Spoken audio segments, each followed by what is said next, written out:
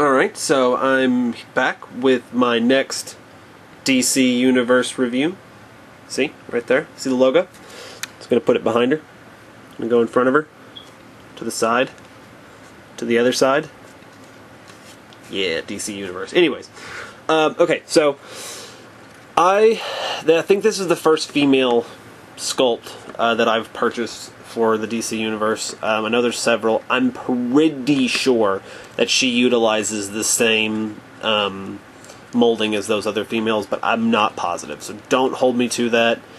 But let's go ahead and get into the articulation, because quite frankly this toy, it's iffy. Okay, so let's start at the wrist. She's got wrist swivel there, which, by the way, go ahead and let it focus. Come on. Don't let me down now, camera. Quit trying to focus on her head. Alright, well, anyways, she's got really good detail in the ring again. Her ring's a little bit smaller than the other ones, but, you know, she's a chick. So, okay, so it's got wrist swivel. There's a hinge joint there. Swivel at the, this is not the elbow for those of you in anatomy. This is the elbow where there's a ratchet, and then this is a swivel just below the shoulder. The shoulder itself has your normal kind of ratcheting joint, so you know there's a lot of movement that you can do. The arms are very well articulated. The legs have this little joint where there's a peg that goes into the crotch area here. I'm not going to point at her that way. And then there's a swivel there. So there's, I mean, it's a very basic joint, but I've always really enjoyed this type of joint. Her leg, it's swivel 360, ratchet there at the knee, and then the ankle has a ratchet as well. Now, does the ankle have that little? Give me just a second. Let me look at this.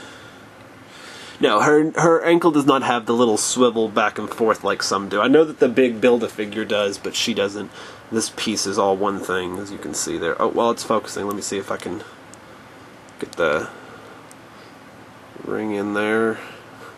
Come on. No, forget it. Alright, now, that brings us to the waist, and the neck, pretty much. This, from here to here, is pretty much a solid object. There is technically a little bit of a swivel. I believe it's actually a ball joint right here.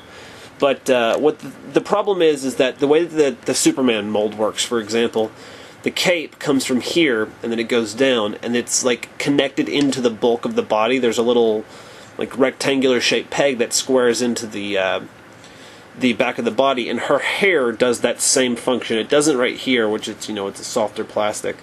But right here, as you can see, it's actually connected in there, so you can't move pretty much. I mean, it's a little bit of swivel, but not enough to really, you know, make her turn around. She pretty much, if you were playing with her, she's gonna, you know, turn around kind of like a, I don't know, someone whose neck is broken.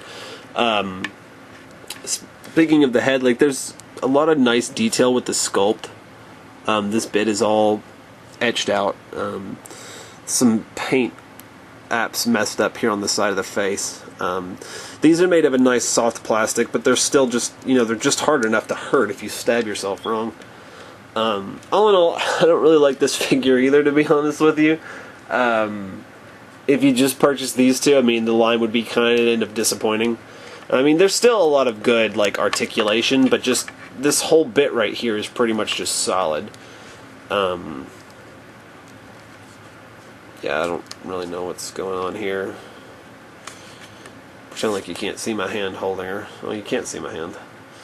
Oh, you did that time. Anyways, there's some nice detailing right here with all this is all etched out, and then you can kind of see there's, you know, she's got herself a little belly button, some abs. I mean, it's not a bad sculpt at all. That's, I mean, even with this, I mean, well, with this guy more so, the sculpt is just absolutely amazing, but, you know, these two figures are pretty much the lowest point in the line as far as I'm concerned. But I'll have my next DC Universe review up later.